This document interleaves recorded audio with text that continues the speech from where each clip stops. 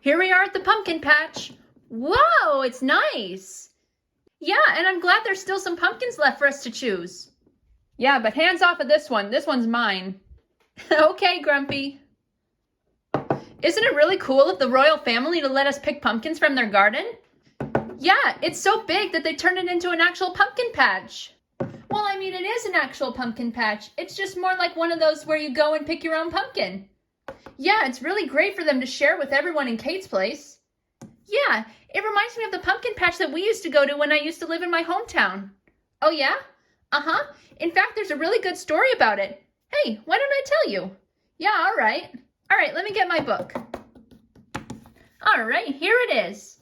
I wasn't born yet when this story took place. The youngest at the time was my big sister Cinnamon, and she was only 10 months old at the time. All right, let's start the spooktacular story.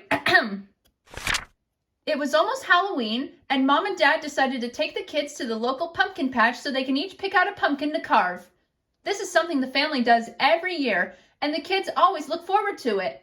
The kids all ran around the patch looking at all the pumpkins to decide which one they liked best.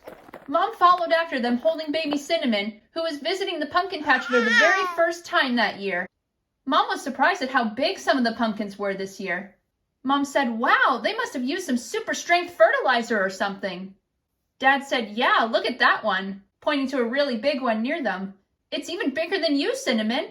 Mom said, "Yeah, I'm going to get a picture of her on it."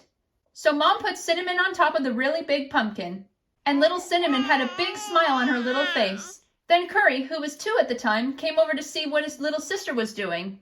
"Wow, this pumpkin is humongous," he said.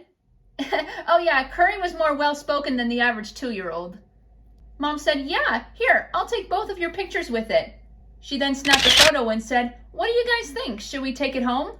"Yeah, it'll be the scariest pumpkin ever," said Curry. "Gah-gah," said Cinnamon. "Okay then," said Mom, "this can be both of your pumpkin."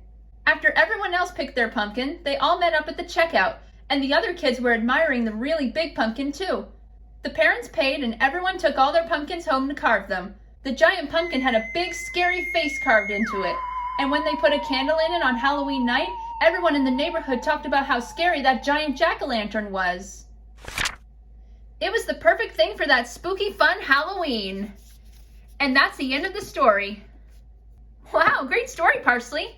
Yeah, although it's kind of hard to imagine how big that pumpkin really was. I bet it's bigger than some of these ones. Yeah, but I think they'll still make great jack-o'-lanterns. Yeah, these pumpkins are perfect for jack-o'-lanterns, and with how many pumpkins that have already been taken, I bet Kay's place is going to be lined up from end to end with jack-o'-lanterns glowing up the entire night. Yeah, that'll be so cool.